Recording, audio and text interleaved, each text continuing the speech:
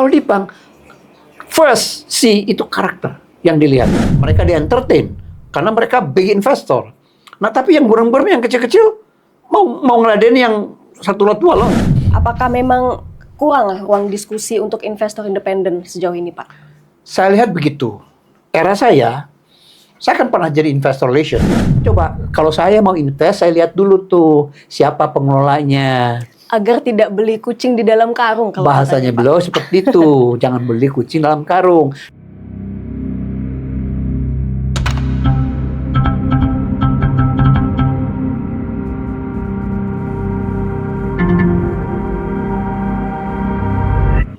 Halo sahabat investor, selamat datang di podcast perdana Masyarakat Investor Independen Indonesia atau MII Indonesia. Pada episode perdana ini kita akan bahas topik yang sangat menarik, suara investor di pasar modal. Baik, bersama saya sudah ada Bapak Tendri Supriyatno. Apa kabar Bapak? Alhamdulillah sehat. Kesibukannya sekarang apa Pak? Kesibukannya, ya karena saya udah pensiun basically, ya jadi investor. Baik. Nggak, sebetulnya saya udah dari dulu jadi investor ya. Bukan investor besar-besaran seperti Pak Lo Keng Hong gitu lah ya. Tetapi minimal banget ya untuk menghidupkan logik saya, kesibukan saya. Saya terbiasa sibuk. Ya, di kantor terbiasa sibuk. Pada waktu saya kerja, itu bisa pulang sampai jam 10 malam. Just because I love it. Baik. Gitu ya. Nah, udah pensiun. Bingung mau ngapain. Ya sudah, main-main tabungan aja. Ya, mudah-mudahan membesar kan? Ya alhamdulillah lah ya. Karena kebetulan saya juga sekolahnya kan di keuangan. Bekerja di bidang keuangan. Ya, pernah di bank, pernah jadi direktur keuangan di perusahaan di BUMN kayak gitulah ya. Nah, sehingga nggak jauh lah dari dunia keuangan. Pada waktu di bank, kerjanya kan menganalisa perusahaan-perusahaan, berbagai perusahaan, baik itu TBK maupun private. Nah, jadi udah terbiasa otak saya berpikir tentang crunching the figures. Baik. Itu persoalannya. Baik. Kalau kita langsung ngobrol soal posisi investor nih Pak. Bagaimana sih sebetulnya posisi investor independen hari ini Pak di pasar modal? Begini ya, memang ya investor independen Indonesia itu so far belum dapat menyuarakan hak-haknya dengan baik. Nah, sebetulnya ya undang-undang udah memfasilitasi adanya atau keterwakilan, yaitu diwakili oleh namanya komisaris independen. Cuman kan kita sama-sama tahu, ya kan? Saya kan juga pernah di BUMN, saya pernah jadi direktur di situ. Nah, komisarisnya, ya mohon maaf lah ya, seringkali tidak memiliki kapasitas pengetahuan yang memadai. Itu persoalannya. Baik. Jadi suaranya kurang terakomodir gitu ya Pak, suara si investor independen ini. Kelihatannya begitu, karena memang ya kan rata-rata kan burem. Ya, apalagi jumlahnya banyak, memang jutaan. Tapi mungkin hanya sekarang, mungkin beberapa orang punya beberapa puluh lot. Ya, paling gede-gedenya 100 lot ya. Nah, mungkin berbeda dengan fund manager besar. Ya, mereka suka bertemu dengan pemegang saham ya. Mereka di-entertain karena mereka big investor. Nah, tapi yang burung-burung, yang kecil-kecil mau ngeladen yang satu lot dua lot. Ya kan? Nah, disitulah makanya diperlukan adanya investor meeting. Jenis itulah kira-kira. Supaya apa? Supaya ada mengurangi kesenjangan tentang asymmetrical information. Supaya knowledge-nya itu sama-sama gap-nya nggak terlalu lebar. Gitulah kira-kira. Baik, berarti apa sih Pak sebenarnya tantangan terbesar? Tadi kan sudah Bapak sebutkan adanya asymmetrical information ya Pak. Apakah memang kurang ruang diskusi untuk investor independen sejauh ini Pak? Saya lihat begitu. Era saya kan pernah jadi investor relation. Okay. Nah, pada waktu itu memang ya peranan-peranan internet, ya AI masih belum menonjol seperti sekarang. Tetapi tetap saja bahwa ya disclosure itu tidak pernah selengkap kalau kita itu berinteraksi langsung.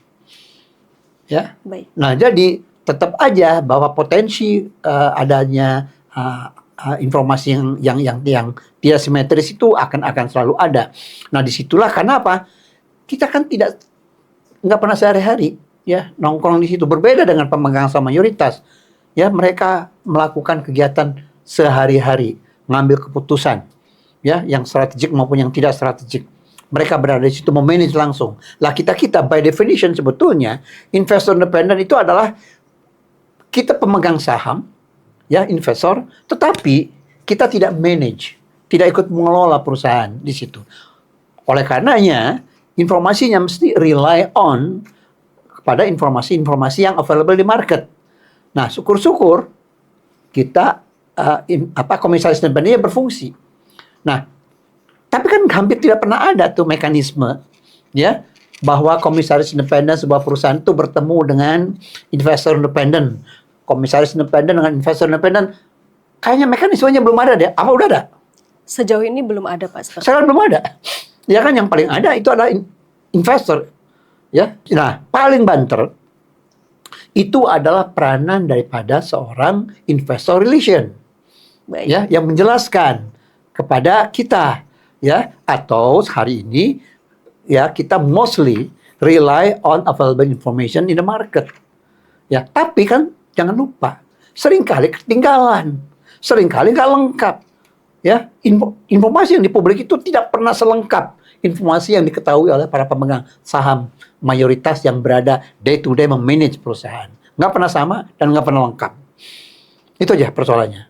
Nah, sekarang bagaimana kita, ya, oleh karena ketidaklengkapan pengetahuan atau informasi mengenai jalannya sebuah perusahaan, ya, makanya disitulah undang-undang, ya, memfasilitasi adanya peran seorang komisaris independen, gitu, Pak. Baik, karena kali ini di podcast ini kita akan membahas lebih jauh tentang peran masyarakat investor independen Indonesia atau MII Indonesia ya Pak. Jadi sebetulnya apa Pak MII Indonesia ini mau ngapain gitu Pak? Begini ya, ya kita tuh pengen ikut ya berkontribusi menegakkan integritas pasar modal. Baik. Anda tahu fungsi-fungsi strategi pasar modal? Mereka mengundang miliar dolar money from outside ke Indonesia untuk membiayai proyek-proyek besar di Indonesia melalui mekanisme pasar modal namanya.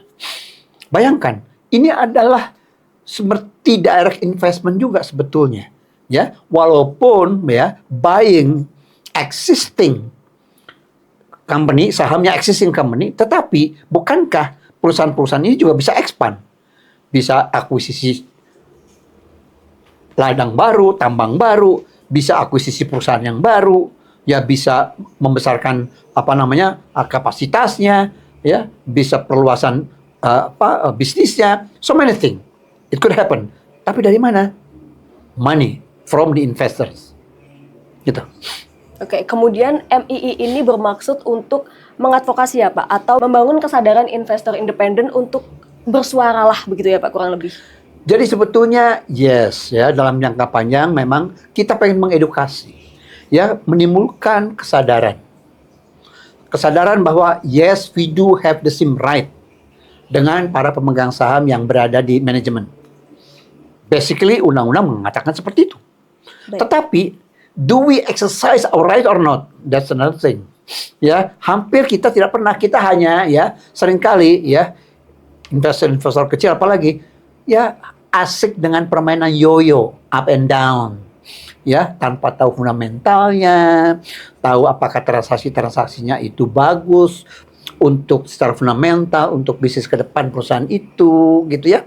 Nah, bahkan banyak juga akuisisi internal yang terafiliasi dengan perusahaan. Begitu go public, tiba-tiba mengakuisisi perusahaan A, mengakuisisi perusahaan B, dan mostly mereka terafiliasi sebelumnya. Kan raising some question.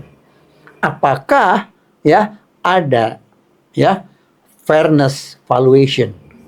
Kita tidak menuduh, tetapi itu informasi itu hampir tidak pernah terungkap. Baik. Kalaupun ada, nggak tahu lah.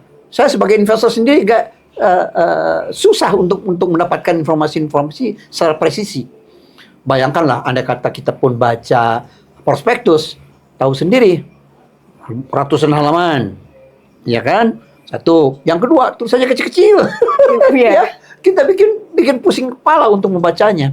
Nah, jadi sebetulnya yang paling reasonable dan mudah adalah dibuka, ya, diberitahu. Jadi please educate us. Ya, nah ini sebetulnya kita sedang mengedukasi publik, investor independen, investor gurem yang kecil-kecil ini adalah bagaimana, come on guys, ya. Hari ini kan seakan-akan bahkan banyak orang yang bilang bahwa fundamental is dead. Kenapa? Keengganan untuk membaca, keengganan untuk mencari knowledge, untuk menggali the fundamental value of a company. Nah, kalau di bank beda banget tuh, ya. Betul-betul dilihat tuh fundamentalnya.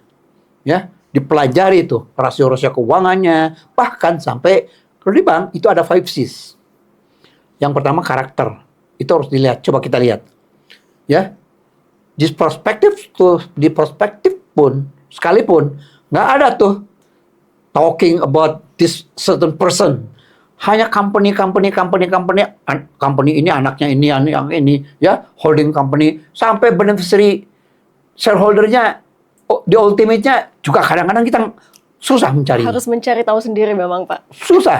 Nah, pertanyaannya sekarang, ya, kepemilikannya berjenjang bisa sampai 7 tingkat.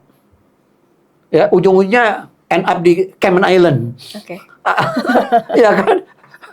Ultimate beneficiary-nya di Cayman Island, ya? Atau di tax haven country yang lainnya. Nah, di bank, no.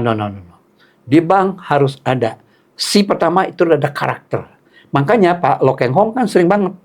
Coba kalau saya mau invest, saya lihat dulu tuh siapa pengelolanya. Agar tidak beli kucing di dalam karung. Kalau Bahasanya beliau seperti itu. Jangan beli kucing dalam karung. Knowing the people. Ya, tentang attitude-nya, tentang karakternya. Kalau di bank, first, itu karakter yang dilihat. Nah, di perusahaan TBK, almost susah mencarinya. Ya kan? Yang ada adalah kekuatan capital.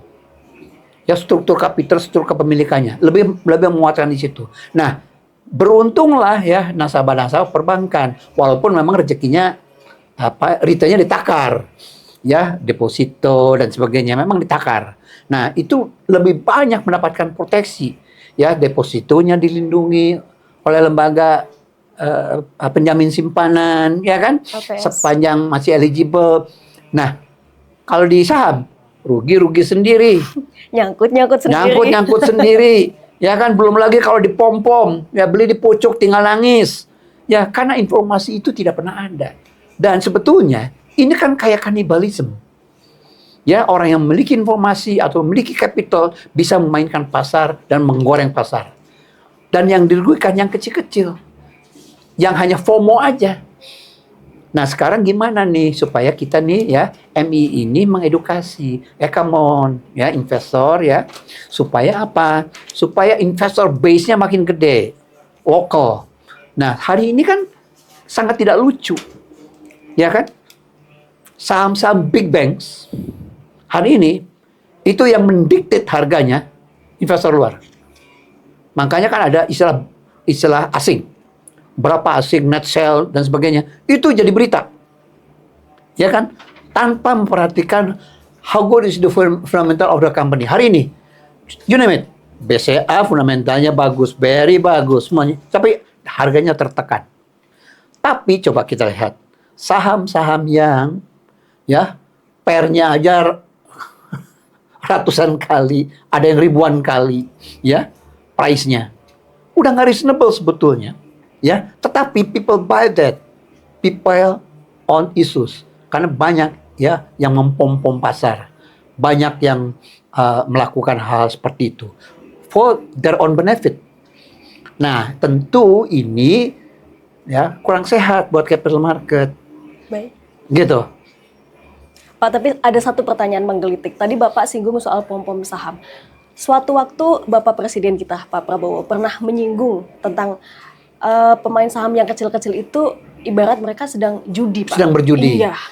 Iyalah, saya pun pernah mengkaji, ya, pasar modal itu dari perspektif teologis. Baik. Ya kan? Saya juga pernah. Ya, bukan karena agamis, ya. Tetapi saya juga pernah bertanya, is it halal or not? Nah, kalau playingnya based on ya up and down without any knowledge ya, tanpa memahami fundamentalnya bagus atau tidak, ya sama kita dengan pasang buntut, judi buntut ya, yang ngikutin buntutnya investor-investor besar kan. Nah, itulah yang disebut ada istilah bandarmologi ya, goreng-goreng saham. Nah, semuanya itu kan tidak sehat untuk pasar. Gitu kira-kira. Baik, pembahasan kita mulai seru ya sahabat investor, tapi sayang sekali waktu kita sangat terbatas, Pak. Oke Pak, terima kasih atas waktunya. Untuk teman-teman yang masih penasaran sama apa sih sebetulnya MII Indonesia itu, follow akun sosial media MII Indonesia and see you on the next podcast.